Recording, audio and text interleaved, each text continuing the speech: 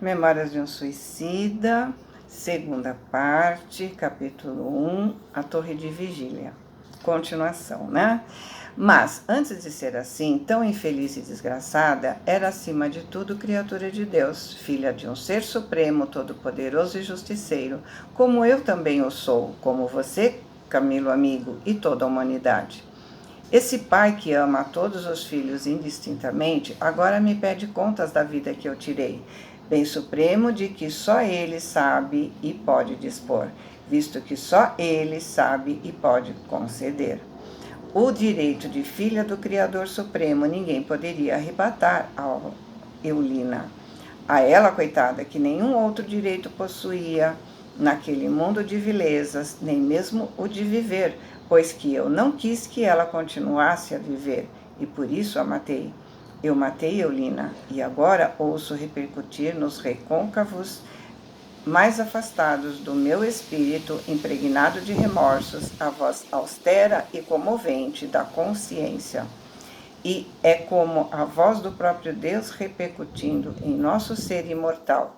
Caim, Caim, que fizeste de teu irmão? Ô Camilo, Camilo, meu amigo, quando estrangulei Eulina, eu me esqueci que eu também ela era filha de Deus, que também possuía sagrados direitos concedidos por esse Pai misericordioso e justiceiro. E agora? As lágrimas correram em jatos, interceptando suas palavras, e nuvem comovedora recobriu de tristeza o ar sereno da mansão das rosas. Aliás, a satisfação que visitou nosso íntimo pela manhã se originou apenas do fato de havermos causado alegria a Teócrito com o progresso conquistado durante aqueles 3 anos de internação. Carlos e Roberto de Canalejas se prontificaram a nos acompanhar na visita de instrução sugerida pelo experiente diretor do departamento hospitalar, opinamos por iniciá-la justamente na Torre de Vigília, que, como fortaleza invencível em plena região bárbara do invisível, defendia um posto avançado de vigilância contra investidas nocivas de múltiplos gêneros, visto que até as emanações mentais inferiores vindas do exterior eram ali combatidas como das piores invasões a se temerem. A extensão a percorrer era grande. Um carro singelo e leve nos recolheu, pois, até então, não vislumbraríamos sequer a possibilidade de nos impulsionarmos com o pensamento, praticando a volitação. A certa altura da viagem, quando já bem distanciados do pavilhão indiano, respondendo a certa confidência de Mário Sobral, ouvimos que Roberto dizia: o desânimo é mau conselheiro, amigo Sobral. Será de bom aviso meditar serenamente no conselho fornecido pela experiência do irmão Teócrito. Aparentemente é um conselho trivial e inexpressivo, mas fica sabendo que traz sabedoria profunda e representa a chave áurea com que abrirá barreiras que nos parecem existir nas estradas para a reabilitação. Aliás, que importa uma existência de 30 a 60 anos de sacrifício, na qual o corpo carnal poderá ser mutilado, se através dela é que reconquistaremos a honra espiritual, a paz que falta à nossa consciência, na oportunidade para a realização salvadora que nos identificará com a lei que infligirmos. Não temos serviços de expiação, Mário, uma vez que todos nós, os que erramos, precisamos de seu auxílio para desobrigarmos a consciência e, portanto, o destino das responsabilidades aviltantes, cujo volume tanto nos indispõe com as harmonias da lei divina, criando anormalidades em torno de nós. Você tem o futuro diante de si, a fim de se auxiliar na renovação moral de que necessita. Ele afirmará o seu raciocínio, se quiser dar ao trabalho de trazer conclusões prudentes e sérias, que poderá apagar da alma o reflexo humilhante das más ações com a interferência dos deveres santificadores. Portanto, se é necessário renovar a experiência terrena em corpo mutilado, a fim de que aprenda nas dificuldades daí originadas a se servir de todo o conjunto do envoltório carnal somente em sentido dignificante, não vacile, enfrente o sacrifício, pois está convencido de que errou, e por isso certamente entenderá justo o assumir a responsabilidade dos atos que praticou, em detrimento de sua própria individualidade, pois a honra espiritual e a dignidade moral do espírito assim o exigem.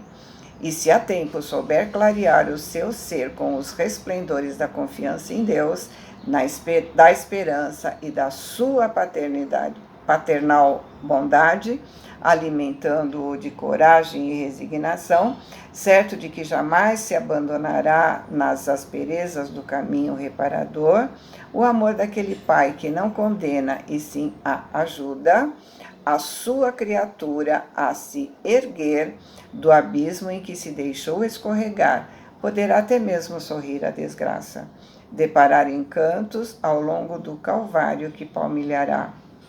A veemência com que o jovem doutor emitiu suas firmes advertências pareceu reanimar nosso mísero comparsa, que silenciou, se mostrando sereno o resto do dia. Porém, eis que ao longe se entreviam os sugestivos aldeamentos do departamento a que pertencíamos. Pensativo murmurei sem prever que seria compreendido. Em que recanto desses se encontrará o pobre Jerônimo? Seu amigo Jerônimo de Araújo Silveira se encontra lá, detido no isolamento, retorquiu Carlos de Canalejas, como infrator que foi dos regulamentos hospitalares. Porque dão a essa dependência a designação de isolamento? Interpelou Mário receosamente. Porque para ali são enviados aqueles cujo procedimento se contrapõe às disciplinas exigidas pelos regulamentos do hospital, os inconformados, que abusariam da liberdade, mas sem serem verdadeiros rebeldes. Será como se fosse uma prisão. Porém, esse vocábulo humilhante repugna os diretores da colônia, e que, além disso, não traduziria a verdadeira natureza da finalidade a que se destina, como ainda verificarão. Então, Jerônimo se encontra detido? Perfeitamente, a seu próprio benefício e para o bem daqueles a quem ama. Mário agitou-se impressionado, voltando a perguntar: Doutor de Canalejas, como é possível compreender que Jerônimo, esposo amantíssimo, pai extremoso, se encontre preso? Enquanto eu, 2, 3, 10 vezes criminoso, permaneço entre os bons? Você é um espírito sinceramente arrependido, Mário, que se deixa aconselhar pelos responsáveis por sua tutela diante de Maria, que deseja ser devidamente guiado às normas salvadoras, disposto que se mostra aos mais rudes sacrifícios a fim de apagar o passado culposo. Enquanto que Jerônimo obsidiou-se com a inconformidade e a incompreensão, apegando-se intransigentemente a todas as recordações do passado, cuja perda lamenta e da qual vive, sem forças para esquecê-lo, contrário à cogitação de elementos para suavizar a situação, que seria bem outra se se desse a prudência da resignação. Aliás, não teve longos anos prisioneiro das trevas sinistras do vale, cativo em desesperos, amargando o peso férreo que esmagava sua consciência? E por acaso não se conserva moralmente cativo de si mesmo?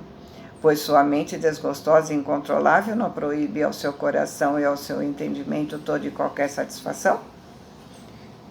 Me surpreende verificar que quando morremos poderemos sofrer entre muitas coisas inesperadas e surpreendentes o fato de nos vermos arremessados a uma enxovia, murmurei contrariado com a novidade que me pareceu absurda. Porém, Carlos, delicado e bondosamente, conquistou meu raciocínio como conquistou o coração, apenas com essa sensata lógica exposição. Em primeiro lugar, Camilo, É você que se refere a enxovia, quando eu apenas tratei de isolamento, pois o vocábulo prisão se torna impróprio para a finalidade a que se verifica. Em segundo lugar, convenham todos vocês que não deveria constituir surpresa a existência de prisões aqui no além-túmulo. Vocês foram homens de muitas letras, pensadores eruditos, profundos dialéticos. E tal ignorância se torna notável justamente por serem esclarecidos. Então, né? A quem muito é dado, muito será cobrado. Muitas vezes, depois que chegamos a compreender as situações gerais dos espíritos desencarnados inferiores, pensamos aqui sobre o que seria a humanidade terrestre se não existissem repressões nas sociedades espirituais, uma vez que, mesmo havendo repressões, sinistras multidões de malfeitores do plano invisível atacam a todas as horas os homens imprudentes que favorecem o seu acesso, contribuindo para suas quedas e para a desordem entre as nações. Na Terra, há quem não ignore a realidade que você acaba de descobrir aqui e que tanto parece desgostar. Jesus se referiu a esse importante fato várias vezes e até mesmo aventou a possibilidade de se atar a delinquentes de pés e mãos. As religiões insistem em apregoar tão sombrio ensinamento e, embora o façam imperfeitamente, nem por isso deixam de prever uma realidade. Por sua vez, a terceira revelação, que na Terra há já alguns anos vem apresentando extensas reportagens do mundo invisível, põe a descoberto para o entendimento de qualquer inteligência impressionantes pormenores a respeito da palpitante realidade que até mesmo os povos mais antigos aceitavam e compreendiam com sua justa expressão como verdades dignas de respeito. Se você se surpreende nesse momento com a informação de que seu amigo se encontra detido no isolamento dos rebeldes, será porque nunca se preocuparam com assuntos realmente sérios, preferindo nortear seus peregrinos dotes intelectuais para os declives das frivolidades improdutivas, próprias das sociedades humanas que se satisfazem na ociosidade mental, na inércia do comodismo intelectual. Me calei contrafeito, rememorando efetivamente não poucas referências que a tal respeito obtive quando homem, através da leitura e estudos, mas às quais não prestei senão relativa atenção, pois enseguecido pela vaidade de me supor sábio, prudente e lógico, considerava as filosofias religiosas em geral fontes suspeitíssimas de interesse coletivo que as idealizei, reservando respeitosas referências apenas para os santos evangelhos, os quais julgava excelente código de moral e fraternidade, julgados com efeito por um homem superior, que se apresentaria como o padrão modelo da humanidade, porém excessivamente místico para poder ser imitado por criaturas em choques perenes com esmagadores obstáculos, tanto que, para o meu doentio entendimento, tornado vírus pela ignorância presunçosa, que foi do próprio âmbito azedado pelo orgulho, só trevas pode deparar. Ele faliu na prática das normas áureas que expôs, pois se deixou vencer num patíbulo infame, enquanto a humanidade continuou resvalando para a sequência de insondáveis abismos. Porém, De Canalejas continuou nos atraindo com a conversa. Além do mais, por que não existiria deste lado da vida prisões e rigores se aqui há maior porcentagem de delinquentes do que do lado de lá? Pois existem grandes erros cometidos pelos homens contra os quais não há penalidade estabelecida na jurisdição humana, mas os quais aqui de tudo pesam nos incorruptíveis estatutos da justiça do além-túmulo. Também quantos crimes deixam de receber corretivos na terra, apesar de haver para eles penalidades da mesma jurisdição terrena? Ou pensam que o homem poderia viver à revelia da justiça, ao sabor das próprias inconveniências? Por acaso julgam que a morte transforme em bem-aventurados a quantos se excederam na prática de desatinos no mundo material? Enganam-se. O homem que viveu como ímpio, desafiando diariamente as leis divinas, com atos desarmoniosos em desfavor de si mesmo, do próximo e da sociedade, em chocante desrespeito ao futuro espiritual que o aguarda, entrará como ímpio, como réu que é no mundo das realidades, onde será punido pelas consequências lógicas e irremediáveis das causas que criou.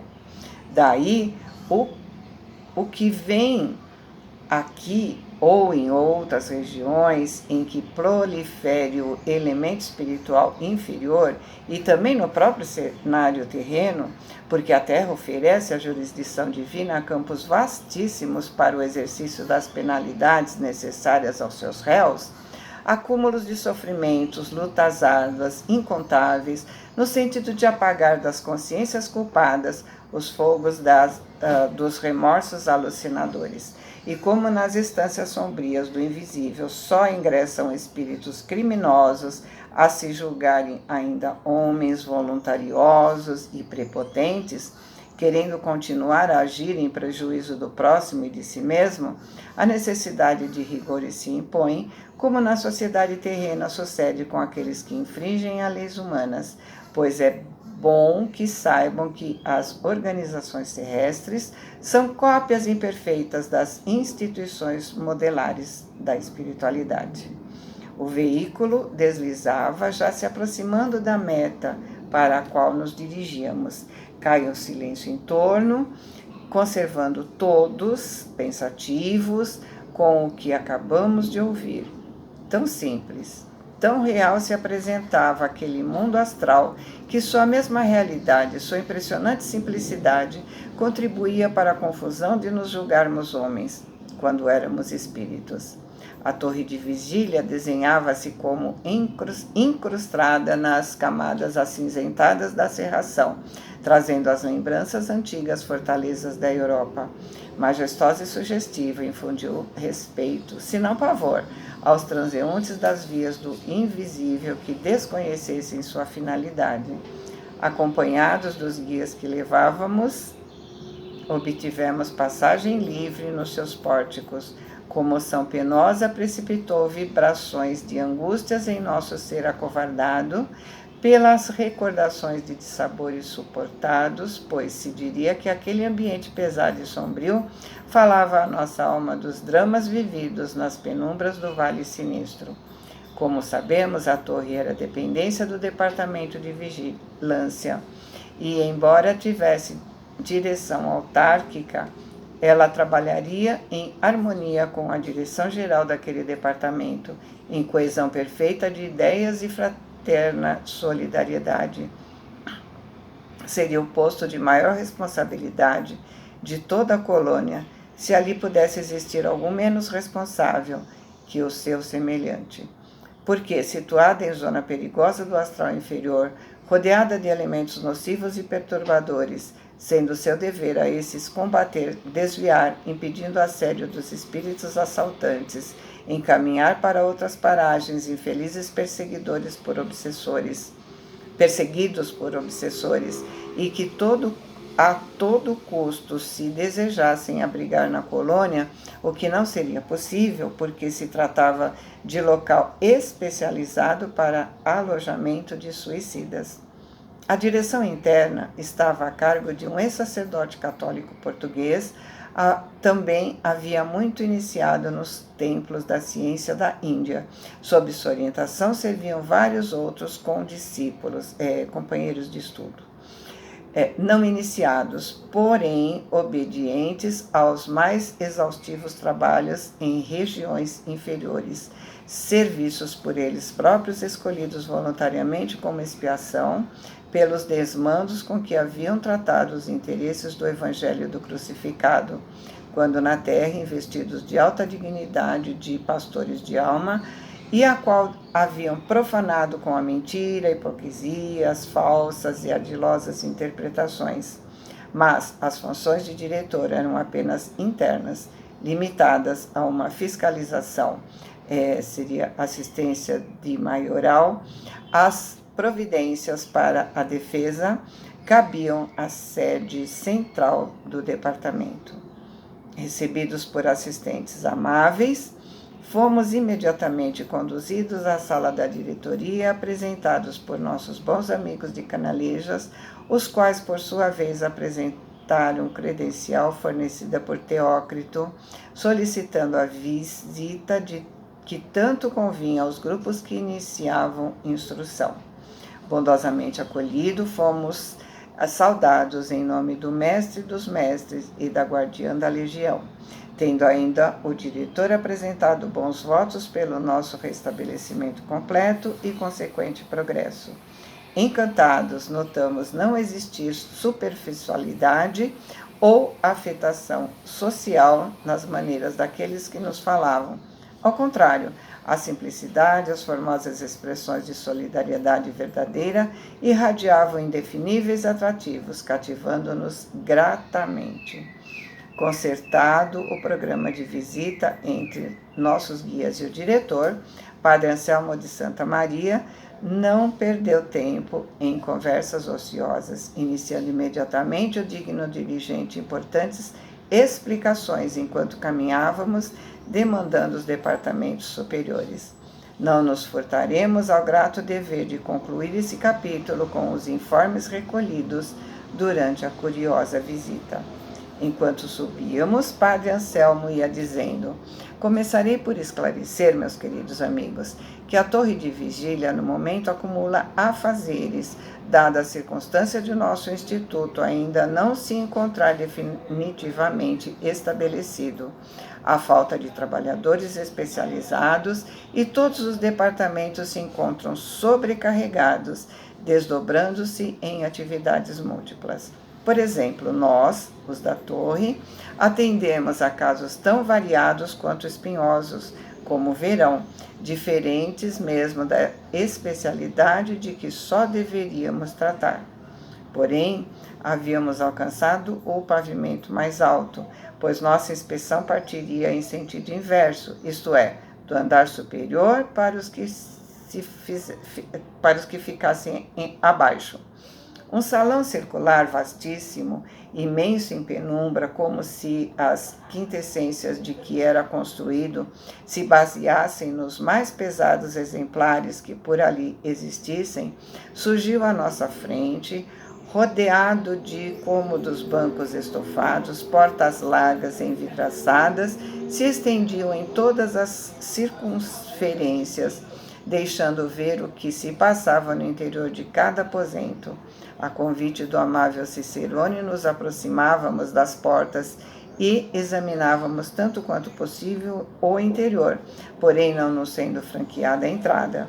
No entanto, não ouvíamos um único som. As vidraças seriam de substâncias isolantes à prova total de ruído.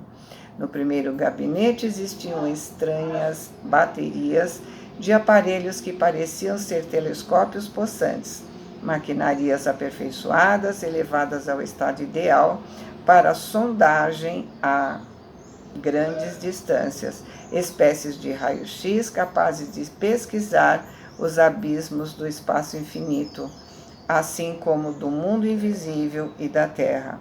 Porém, outros desafiavam nossa compreensão de calouros no mundo espiritual.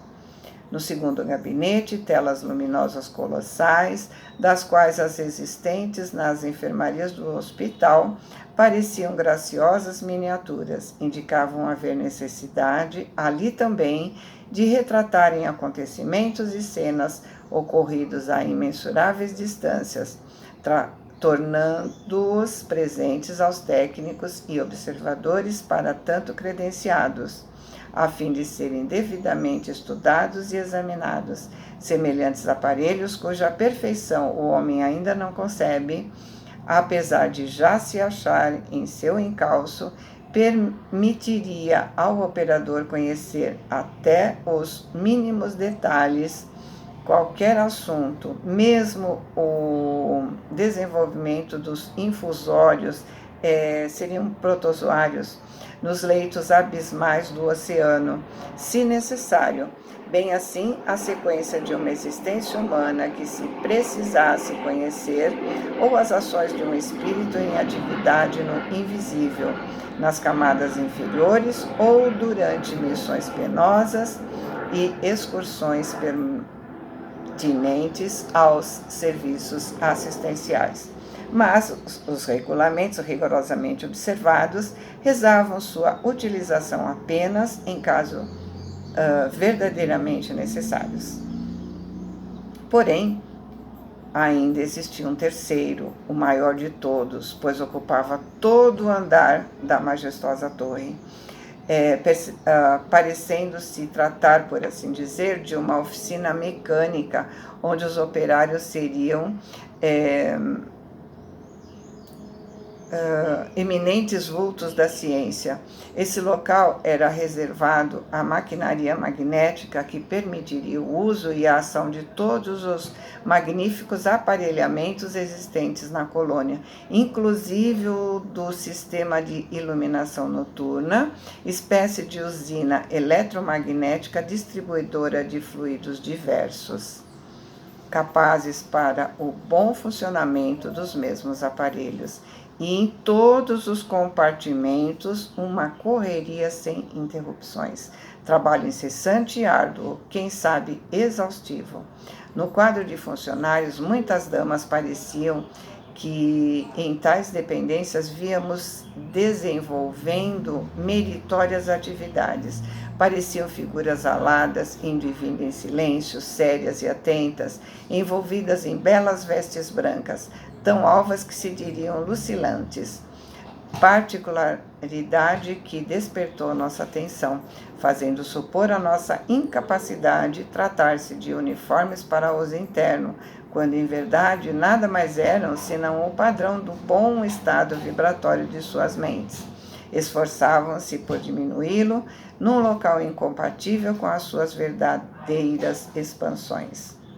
Anselmo de Santa Maria continuou: essa fortaleza, a qual pertence não só a Torre de Vigília, como as demais que aqui se veem, aquartela o regimento de milicianos e lanceiros especializados que fazem a sentinela e defesa da mesma contra possíveis contratempos partidos do exterior.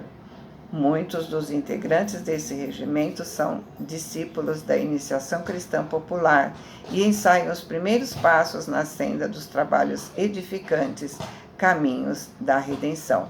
Alguns também foram suicidas que agora experimentam conosco a reparação de antigos deslizes. No entanto, outros saíram das mais negra impiedade, pois foram, além de suicidas, temíveis obsessores, e seus delitos, os crimes que praticaram durante tão lastimáveis ofícios, são bem fáceis de avaliar.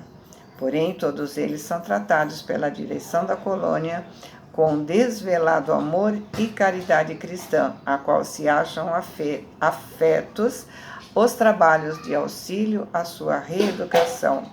Sobre os últimos, isto é, os obsessores, existem mesmo recomendações especiais provindas do mais alto, visto que a insigne guardiã da legião deseja vê-los o mais cedo possível integrados nas hostes dos verdadeiros conversos da doutrina do amado Filho, na legião dos trabalhadores devotos da causa magnânima do Mestre dos Mestres. Assim sendo, além dos trabalhos que desempenham e que também fazem parte da instrução que lhes é cabida, todos estudam, aprendem com seus instrutores noções indispensáveis do amor, da justiça, do dever, do bem legítimo, habilitam-se na moral do Cristo de Deus, no respeito devido ao Todo-Poderoso, até que voltem à reencarnação para os testemunhos decisivos. Apesar de que muitos já venceram as primeiras etapas dos testemunhos indispensáveis, isto é, voltaram já das terríveis reencarnações expiatórias, continuando aqui a instrução para os progressos futuros.